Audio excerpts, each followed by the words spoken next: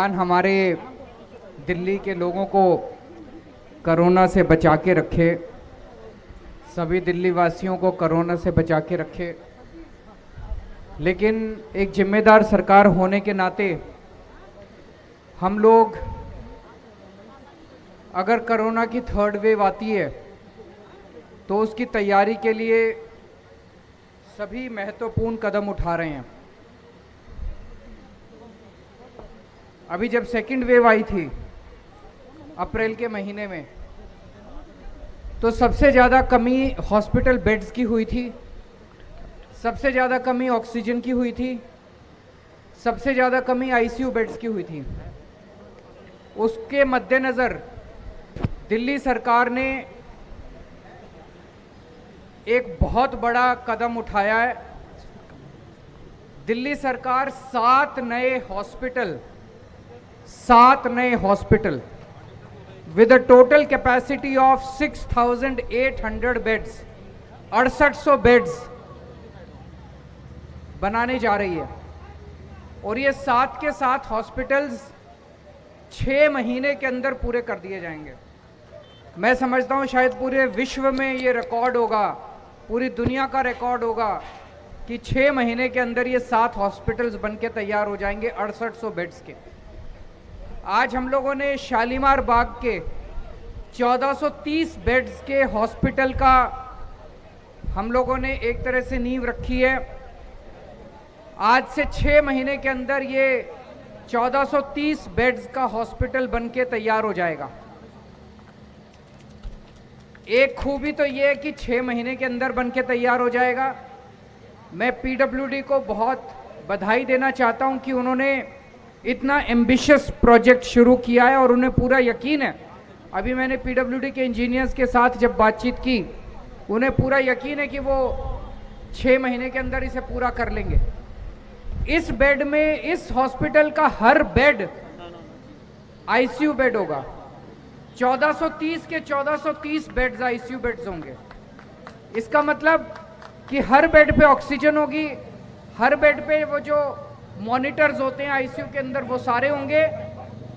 अगर उसे normal bed की तरह इस्तेमाल करना चाहें, नॉर्मल बेड इस्तेमाल कर सकते हैं, लेकिन अगर आईसीयू बेड की तरह इस्तेमाल करना चाहें तो 1430 के 1430 बेड्स पे आईसीयू का पूरा इंफ्रास्ट्रक्चर वहां पे मौजूद होगा।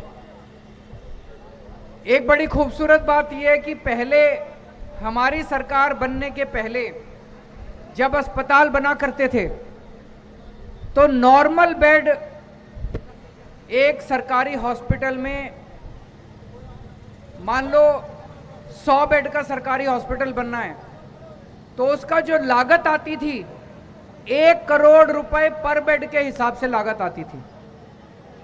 2015 के पहले, हमारी सरकार बनने के पहले नॉर्मल बेड की लागत, ये जो हॉस्पिटल बेड बन रहा है इसकी टोटल लागत 275 करोड़ रुपए है। 1430 बेड्स, 20 लाख रुपए पर बेड की लागत आ रही है, और वो भी आईसीयू बेड की। हमारी सरकार के पहले 1 करोड़ रुपए पर बेड नॉर्मल बेड की लागत आती थी। हम लोग 20 लाख रुपए पर आईसीयू बेड की लागत के ऊपर इसको कंप्लीट करने जा रहे हैं, जिसमें सारी फैसिलिटीज होंगी, सेंट्रली एयर कंडीशनड होगा, सारी आईसीयू की फैसिलिटीज होंगी। वो केवल और केवल इसलिए क्योंकि आप लोगों ने एक ईमानदार सरकार को चुना था। अब दिल्ली के अंदर जो फैसिलिटीज हेल्थ इंफ्रास्ट्रक्चर की हैं, पूरे देश में सबसे अच्छी फैसिलिटीज आज सरकारी महकमे में, सरकारी क्षेत्र में दिल्ली में है। इसको अब हमें इंटरनेशनल वर्ल्ड लेवल पे ले जाना है। और आप देखेंगे कि अब हम जो करने जा रहे हैं अगले साल 1.5 साल के अंदर, जो पूरा हेल्थ इंफॉर्मेशन मैनेजमेंट सिस्टम लागू करने जा रहे हैं, एक एक दिल्ली के नागरिक का पूरा डेटा, उसकी हेल्थ का डेटा, हर नागरिक का, गरीब हो अमीर हो, उसका डेटा कंप्यूटर पे होगा हमारे साथ।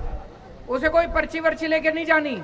किसी भी अस्पताल में जाएगा, उसकी पुरानी जितनी एक्सरे रिपोर्ट है बचपन से लेके आज तक की, उसकी जितनी एमआरआई आज तक उसने कराई, सब कुछ हमारे पास उसका डेटा कंप्यूटर के ऊपर होगा।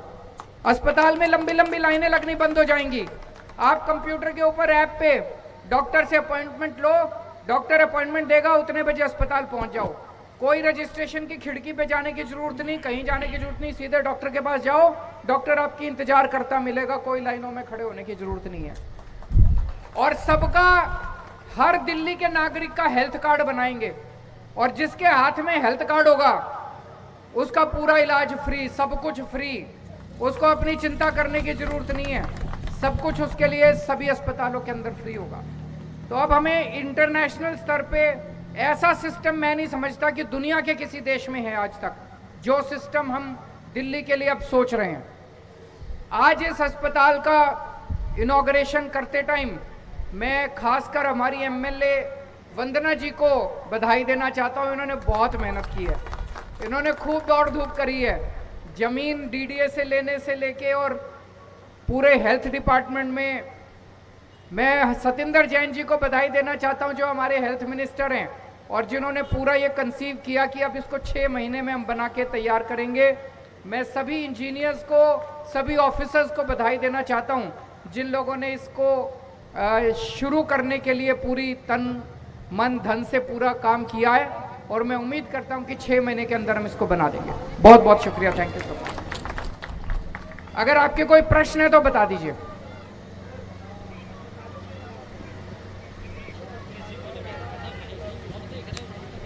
सर, अस्पतालों के अलावा दिल्ली में नासा की तस्वीरें भी सामने आ रही हैं। पराली प्रदूषण को लेकर नासा की तस्वीरें भी सामने आ रही हैं, इसे लेकर आपका क्या कहना है, क्या तैयारियां हैं सरकार की? दिल्ली की तरफ से हम पूरी कोशिश कर रहे हैं, इसलिए पिछले 1 महीने से आप देख रहे होंगे मैं डेली जो पोल्यूशन का डेटा है वो ट्वीट करता हूं। दिल्ली का अपना पोल्यूशन है, दिल्ली में गाड़ियां चलती हैं, स्कूटर चलते हैं, कार चलती है, बसें चलती हैं, ट्रक चलते हैं, दिल्ली में इंडस्ट्री चलती है, वो सारा पोल्यूशन मिला के दिल्ली का अपना पोल्यूशन सेफ लिमिट में है। पिछले 1 महीने से डेली में ट्वीट कर रहा हूं दिल्ली का कितना पोल्यूशन है, लेकिन अभी पिछले 3 दिन से पोल्यूशन बढ़ने लगा, 4 दिन से पोल्यूशन बढ़ने लगा। और ये पोल्यूशन पराली का पोल्यूशन है जो आसपास के राज्यों में जल रही है। आसपास के राज्यों में किसान पराली जलाने को मजबूर हो रहा है, किसान को बेबस छोड़ दिया उनकी सरकारों ने। आसपास की राज्य सरकारें उनके लिए कुछ नहीं कर रही। दिल्ली के अंदर हम लोगों ने गाली गलौज करने के बजाय इसका समाधान निकाला। हमने एक घोल बनवाया है, वो घोल अगर आप खेतों में छिड़क दो तो पराली जलाने की जरूरत नहीं है। तो हम दिल्ली के सारे खेतों में फ्री में छिड़क रहे हैं, तो पंजाब सरकार क्यों नहीं छिड़क सकती? हरियाणा सरकार क्यों नहीं छिड़क सकती? उत्तर प्रदेश सरकार क्यों नहीं छिड़क सकती? उनकी सरकारें किसानों के लिए कुछ नहीं कर रही, इसलिए किसान वहां पे अपने खेतों में आग लगाने के लिए मजबूर हो रहा है। उसकी वजह से दिल्ली को तो है ही, दिल्ली के तो हम सब लोगों को पोल्यूशन की दिक्कत हो रही है।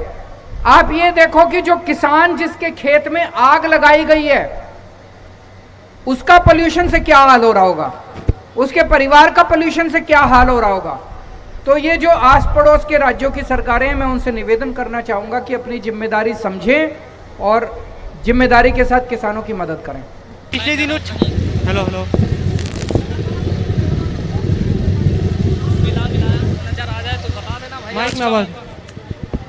वो पूछ रहे हैं कि लगातार पेट्रोल और डीजल की कीमतें बढ़ रही हैं। ये जिससे भी मैं बात करता हूं, यहाँ इतने सारे आम लोग खड़े हैं, वो भी मानेंगे कि पेट्रोल और डीजल की कीमतें अनाप शनाप बढ़ती जा रही हैं। और उसका सबसे बड़ा कारण है कि केंद्र सरकार ने जितने टैक्स लगा रखे हैं वो टैक्स लगातार बढ़ाए जा रहे हैं। तो मैं केंद्र सरकार से अपील करना चाहूँगा, इस वक्त लोग बहुत ज़्यादा मुसीबत में हैं। कोरोना की वजह से लोगों की नौकरियां चली गई, तनख्वाहें बढ़ नहीं रही, खर्चे बढ़ते जा रहे हैं। ऐसे में लोगों की मदद करने के लिए केंद्र सरकार पेट्रोल और डीजल के ऊपर करों के अंदर भारी कमी करे ताकि पेट्रोल और डीजल सस्ते हो सके। बहुत बहुत शुक्रिया, थैंक यू सो मच।